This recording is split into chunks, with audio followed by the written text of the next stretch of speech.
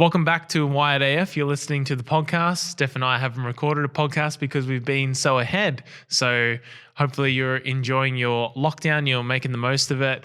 Today we're going to be discussing foam rolling. And this is a controversial topic where it probably doesn't need to be. And it just shows how people get attached to certain tools. And they find that certain tools maybe feel comfortable to use, but not necessarily are the best for them. So we just want to try and present the facts to you. And I'm always joined by Dr. Steph. So she's going to be Dr. Steph Osteopathy, I should say, because you can't just say you're a doctor. And we're going to talk about foam rolling. So first off, what is foam rolling? Yeah, so foam rolling, I'm sure a lot of people know what it is because they've probably used it before, but it's basically like a big cylinder and it's got this kind of foam covering on the cylinder. Oh, you brought an example. So if you're watching on YouTube, we've just shown an example. It's just this cylinder. You can get long ones, you can get short ones, and people typically just kind of like roll their legs or their back or their shoulders. And the idea is that it's self-myofascial release. So what that means is the idea is that you're releasing muscle and fascia. It sounds really fancy. It does sound really fancy. So myofascial release, which is pretty much what you get done when you get massages, releasing the muscles and the fascia. The fascia is the connective tissue that surrounds the muscles. And that's essentially what they're trying to do with foam rolling is release those muscles and surrounding connective tissue to try and ease muscle tension. But sometimes the sensation of pain that you feel might not correlate to change. And Yes. that's the thing. And that's the thing that we want to try and get across to everyone is, and we're going to get into it and you're going to explain it, is how just because you're experiencing quite a lot of pain and discomfort in certain areas, structurally there may not be, there potentially could be no change at the tissues. So that's something to be aware of. But let's talk about, Steph, what are the pros of doing foam rolling? Yeah, so the really good thing about foam rolling is that it's safe and you can do it before or after training. At the moment, there's actually no stretching guidelines for after training. Yep. So that's any kind of training. So that foam rolling is a really good one to do, especially after high intensity exercise. And like I said, there's no current guidelines as what's the best practice for after training. Before training, we know that static stretching is not a good idea because it just lengthens the tissues and it's not necessarily going to provide the best outcome for exercise and training in terms of muscular performance. So whereas foam rolling can actually be really beneficial before training and after training. So I guess that's one benefit is that anyone can do it before and after training because it's not going to affect your performance negatively, whereas static stretching, it can. So when we say, for people who don't know, when you say lengthen the tissues, it's because when we lengthen the tissues, then we can reduce the amount, or it will reduce the amount of power that you can produce in those tissues. Exactly. Think of the muscles like almost elastic bands. So if you're doing stretching and you stretch the elastic band and you keep stretching it and pulling it, it's going to lose elasticity and it's going to lose that kind of snap back power. The tension. So exactly, that tension. So if you're doing static stretching before training, especially like weight training or something explosive, for example, Olympic lifting or sprinting or jumping, then you might feel good and you might feel looser, but you're actually doing a detriment to yourself and to your sport because you're not going to have that same explosive power that you need. So static stretching is not a good idea, but foam rolling can be really beneficial because it's not going to reduce that elasticity of the muscle tissue. You just might feel better. The other really good thing about foam rolling as well is it can provide a neuromuscular change to the body. So that basically means that your nervous system is a little bit more ready for performance and your muscles feel a little bit more ready for performance. And that's that sensation that we speak about. Yeah.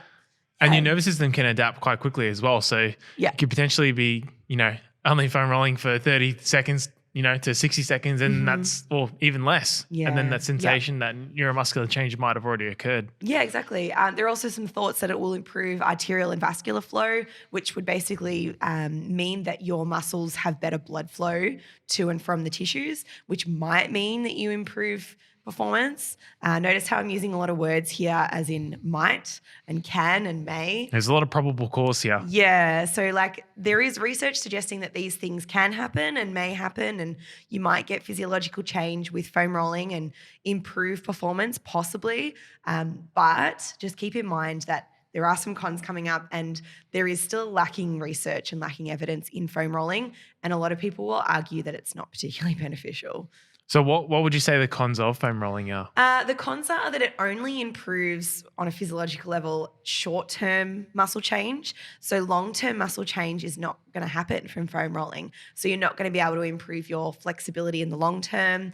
It's purely that short-term benefit that you're going to see from foam rolling, which it can be a good thing if you're thinking about someone feeling better before training. And that's really the main, I guess, takeaway with foam rolling is that it makes you perceive that you're feeling better and it makes you perceive that your muscle soreness is less, which can be a really good thing for people, especially if, you're going to do it just before training or just after training. If you do foam rolling and you perceive that you feel less sore, you might train better or you might perform better.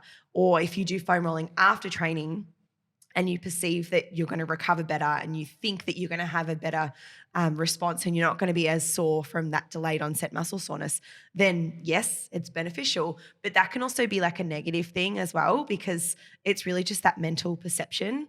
It's not actually like doing too much physiologically, if that makes sense. Yeah, of course. And is that what the most of the research is showing? Yeah, pretty much the most beneficial thing that they're showing and is that it's just perception of muscle soreness. So a lot of people do perceive that they feel better after they foam roll, which can be a good thing, like I said. It's hard to argue when someone says they feel better and then not to do it. Yeah, that's the thing. Like, I don't think that that's a negative thing necessarily, but you can see how people can argue that it's not necessarily a good thing to do when there are other forms of recovery that exist and that might actually improve more on a physiological level and give you longer term outcomes rather than just that short term feeling and perception of feeling like you're recovering better. Definitely. So what should people do then? Well, I think that if it makes you feel good, then do it. Like if you're someone who you've got like this routine of foam rolling before or after training and you're like, yep, I recover really good when I foam roll, do it. Like you're not doing any harm to yourself. It's a really cheap, effective way. If you're actually going to do it and you do it religiously and you always feel good after you do it, like go for it. But if you do it and you feel like the pain or the discomfort is not worth the outcome and you don't think you get much out of it, then don't do it. It's going to be purely personal preference. Yeah, I have a few clients that come in and, they grab them straight away. And look, we have them there and, I would maybe recommend that, and I tell them I recommend that, you do something else that's much more beneficial for your time because, you getting on the bike at a brisk pace, you getting the rower at a brisk pace, you doing some squats and some other dynamic movements that are going to genuinely get blood flow to the tissues that you're going to be loading in the next phase of your program or whatever the movement is that's coming up next is going to be a lot more efficient as far as, your time, rolling your calves out and then rolling your back out and then rolling your thighs out. It probably won't result in a, improved performance, which is obviously hard to quantify because, we can't compare today's session with yourself, to a control group as such. But I just think, people are definitely stuck in their own routine and that's not a good thing. I've found that for many people, it's kind of just like a comfortable thing to do. So then they keep doing it because it requires no effort. You can do it whilst you're on your phone. You can sit down, you can lay down doing it.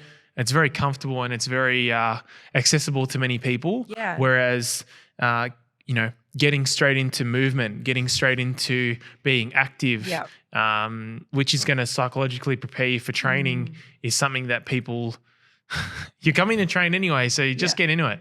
Obviously, we know with the research and what it's showing is, inconclusive and obviously requires more studies. But I think all those tools, the massage gun, the balls, obviously the balls are slightly more specific and can be used in slightly different ways when you involve movement as well. And that's something different altogether. But when you're talking about foam rolling specifically, I just think you can be using your time significantly more effectively. Yeah, in a perfect world, I would love for someone in their warm-up and cool-down to be doing specific prehab or rehab exercises that they've been given by their allied health professional. If they need them, If they need them to improve areas that maybe they're not super mobile or areas of weakness or to improve things or dysfunctions before they become a problem. So I would love if people do that. But unfortunately, we don't live in a perfect world and people aren't always going to do these things religiously. Even athletes who are top level athletes aren't probably going to do them all the time. Some people, yes, they are going to do them. For the normal person, I can see how foam rolling is a really good option. And to be fair, it's better than nothing. So like if they do it and they get benefit, like I said, then go for it. But I think they can spend their time a little bit more efficiently if they have the drive to do that. But like I said, like if you feel better when you do it, then by all means do it. Doing foam rolling before a session, you can definitely do it in your warm up.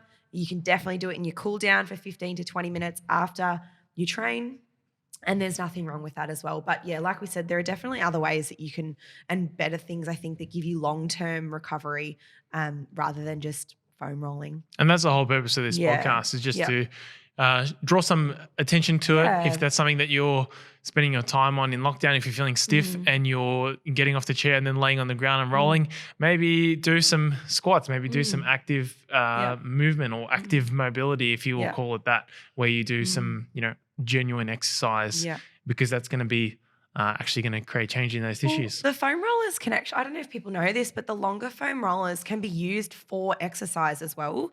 Like they're not just to release the tissues. So you can get, like in Australia, you can get the long foam rollers from Kmart for like $10.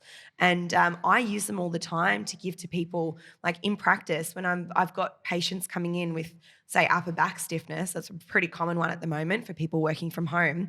I get them to use the long foam roller along the length of their spine, lying on their back, and they can do like arm movements to stretch through their chest and open up through their chest and upper back, and they can, lift their legs up to activate their core. So you can use the rollers in different ways than just rolling the tissues. You can actually use them almost like a stability kind of thing as well, and to improve your range of motion in dynamic movements and to like improve your mobility in those ways. So it's not just about like rolling out your legs, which a lot of people think, or rolling out your back. You can use them in more functional and efficient ways. So don't throw them out. Yeah, don't throw them out because you can still use them. But you can actually use them in different, more creative ways as well.